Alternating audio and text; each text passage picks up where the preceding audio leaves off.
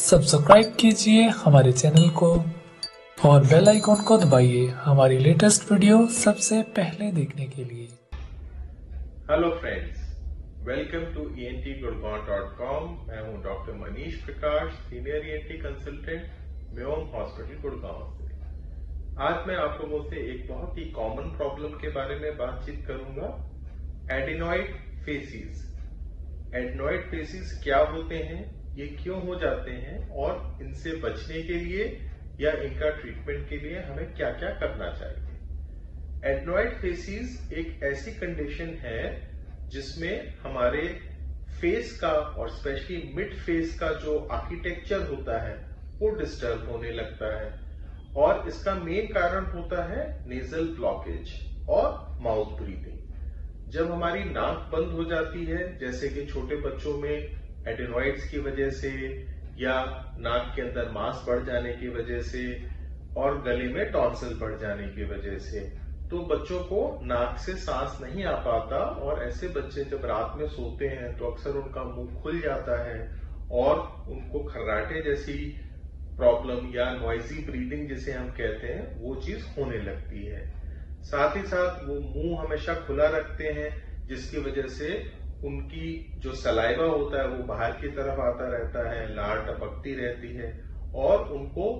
जो हवा होती है वो बिना हमारे नाक और साइनस के पैसेजेस के थ्रू जाने के बजाय डायरेक्टली मुंह से हमारे गले में जा रही होती है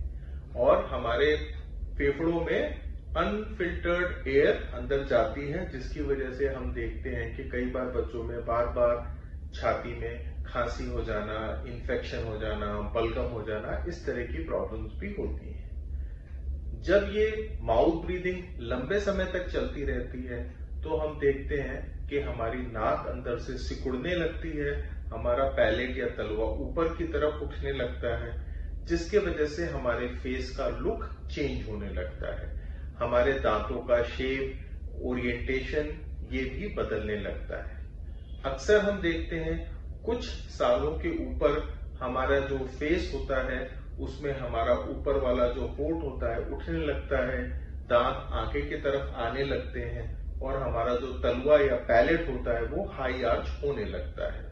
जो नाक की नॉस्ट्रल्स हैं वो सिकुड़ने लगते हैं और नाक ऊपर से देखने में पतली लगने लगती है और बच्चे को नाक के बजाय मुंह से सांस लेने की आदत पड़ जाती है। इसको हम लोग कहते हैं हैबिचुअल माउथ ब्रीदिंग। ऐसे पेशेंट्स को अक्सर हम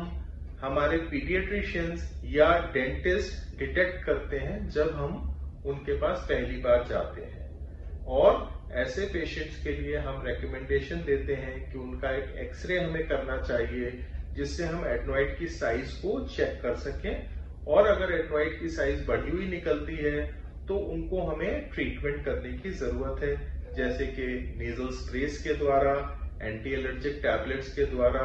और स्टीम इनहेलेशन के द्वारा। ऐसा करने से अक्सर हम एडिनॉइड की साइज को कम कर पाते हैं और बच्चे की जो नाक ब्लॉक हो रही होती है वो वापस खुल जाती है तो बच्चा वापस नेजल ब्रीदिंग कर सकता है। कुछ बच्चों में हम देखते हैं बहुत सालों के ऊपर अगर माउथ ब्रीदिंग चलती रहती है और एडिनॉइड का साइज बढ़ा रहता है,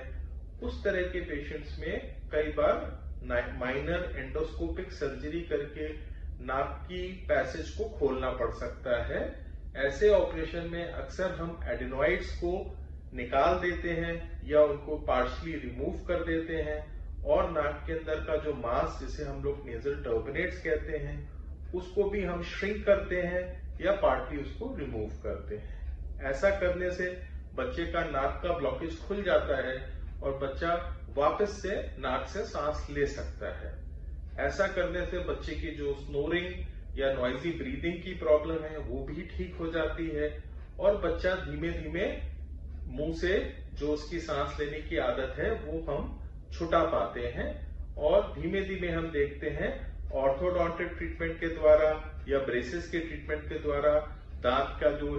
डिसफिगरमेंट हो गया होता है, दांतों के शेप को हम वापस रीअलाइन करके एक बच्चे की स्माइल को वापस ला सकते हैं उसके चेहरे पे।